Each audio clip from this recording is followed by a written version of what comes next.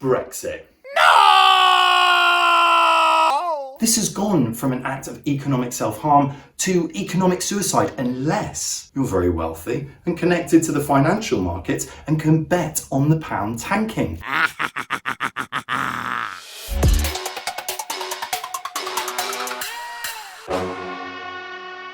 Like a bat out of hell, the B word that shall not be named has once again flooded the news cycles, just like the good old days before the pandemic and lockdown and nauseating celebrity videos like this. Imagine there's no countries, yeah, and the world will be as one.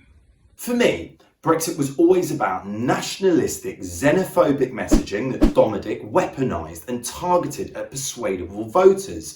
That Telegraph hack and 90s failed comedian man, I know my limitations.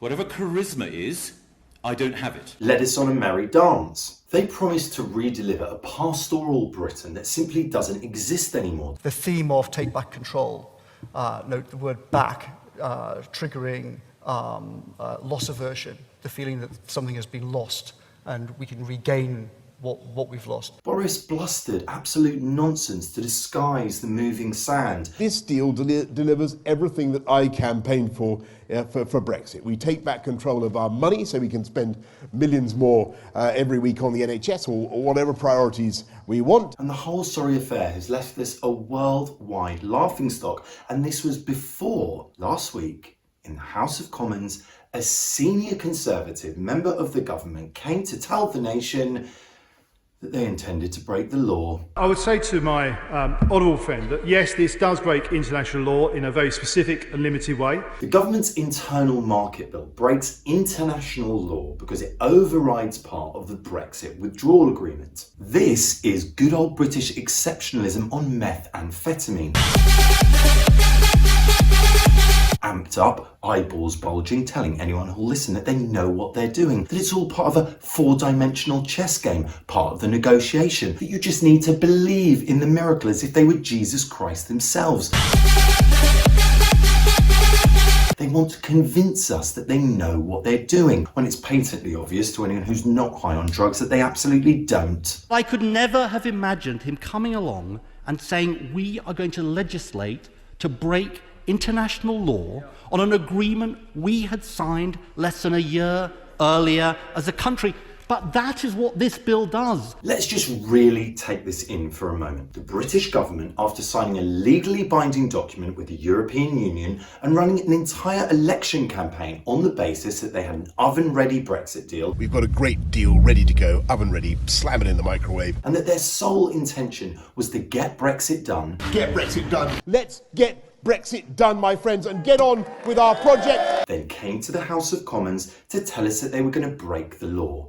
You can hear the chuckles in Beijing now. How can the government reassure future international partners that the UK can be trusted to abide by the legal obligations of the agreements it signs? What's even more absurd is on the eve of negotiating countless trade deals, we are literally advertising to the world that our signature is not worth the paper that it's written on. Roll up, come and get your great British Brexit trade deal. We'll make sure that we honour the agreement 100%, kind of, maybe, until we get a better offer. Probably not, sorry. The Prime Minister has said many times he wants to bring unity to the country during his premiership. I therefore congratulate him on having in just one short year united his 5 predecessors. Unfortunately, their point of agreement is that he is trashing the reputation of this country and trashing the reputation of his office. Doesn't this just reek of little disruptive Dom's brand of opportunity and chaos? The defeat you had on the Supreme Court this week, was that all part of your master plan, 11-0, over the prorogation of Parliament? I don't have a master plan. Really? Because people say you do. Well, people say all sorts of things. You say all sorts of things, you don't know what you're talking about. Right, so okay. everyone watching at home should know, don't watch the news. I think it's really, really important whether or not the Prime Minister of this country is going to obey the law, because if he doesn't obey the law, then I might not choose to obey the law tonight. Nobody might choose to obey the law tonight. I don't think that's the right attitude. Trying to game the EU, show some sort of muscularity in the face of the overwhelming strength of not one, not two, but 27 other nation states. But what if this plays into the idea that We just had to walk away. And what if that had been the plan all along? Let's just look at how the language has changed. There is no plan for a no deal because we're going to get a great deal has turned into, we said right from the start that no deal would be a great outcome for Britain. For British farmers, it is a complete catastrophe to leave the EU with no deal. If we applied WTO tariffs to our current mix of imported products, you'd be looking at a 14% increase in cost. That we wipe out 1.2 billion annually from our profit. We could be forced to redirect future investments in the event of a no-deal Brexit. And then, in an unattributed quote, ITV's political editor Robert Peston spelt out Cummings' fundamental articles of faith in the era. Countries that were late to industrialisation were owned, coerced by those early to it. Dim Dom's twisted logic goes that the same will be true for countries that don't have trillion-dollar tech companies in the next 20 years. This is the new Tory wet dream. They intend to give state aid and preferential treatment to new tech startups started by their Oxbridge Buller buddies and start from scratch an artificial intelligence industry, a space industry, and a genetic medicine cluster. And to do that, they need absolute freedom from Europe and therefore a hard Brexit. Over the last 2 years, the government have told you that they've been doing everything in their power to secure a Brexit deal. They've been lying through their freakish teeth. There's a huge amount of money to be made. I will make you richer than the most powerful CEO in the United States of America. The Wicked Witch of Windrush and her own Chancellor, Senator Palpatine, wrote in the Times, Johnson is backed by speculators who have bet billions on a hard Brexit, and there is only one option that works for them, a crash-out, no deal that sends currencies tumbling and inflation soaring. They're going to short the market, which, if you haven't seen The Big Short, great movie, means they're going to bet on the market collapsing, and if it does, they're going to make a gazillion pounds and change. Come on, we just made the deal of our lifetimes. We should celebrate. We just bet against the American economy. Yeah, we did. Yeah. Which means, if we're right, people lose homes, people lose jobs, people lose retirement savings, people lose pensions.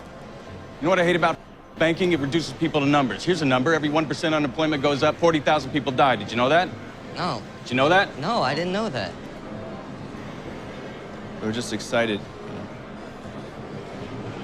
Now, the No Conflict of Interest Code for members of the House of Commons reads, and I quote, given the service in Parliament is a public trust, members are expected to fulfil their public duties with honesty and uphold the highest standards so as to avoid real or apparent conflicts of interest and maintain and enhance public confidence and trust in the integrity of each member and in the House of Commons. But hey, he's only breaking it in a specific and limited way, so what's the big deal? Nothing matters anymore. Shit in your pants. Throw it at an old granny and make a TikTok video out of it. And if anyone gets upset, they're just a bunch of woke Ramonas, and you'll probably become Attorney General. We had months of debate and campaigning and discussion and argument about what Brexit would mean. And in order to achieve this goal, in order to have a fully unregulated Britain, a campaign was waged on brown people, immigrants, and EU citizens who'd been here for a generation, creating fears and xenophobic hatred in order to whip up hysteria to get what they wanted. Downing Street were surprised by, and we got text messages when we started doing it from people saying this is unfair. We don't understand how you can do this. So they didn't anticipate that argument coming up. And now, after we've been ravaged by a pandemic and sit at the bottom of yet another economic league table, Boris wants to put a bomb in the negotiations and scupper all further involvement with them. Brexit means Brexit, and we are going to make a Titanic success of it. This has gone from an act of economic self-harm to economic suicide unless you're very wealthy and connected to the financial markets and can bet on the pound tanking.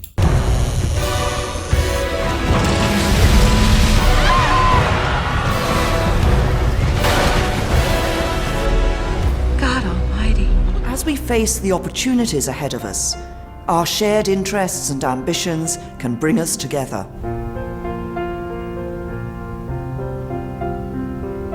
It's all extremely depressing. But fear not, because a festival costing a mere £120 million is being planned to celebrate this calamity.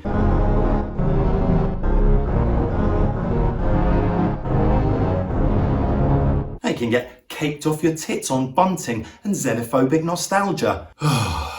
Well, I'm sure you found this a really uplifting watch. I'm off to shoot myself in the head.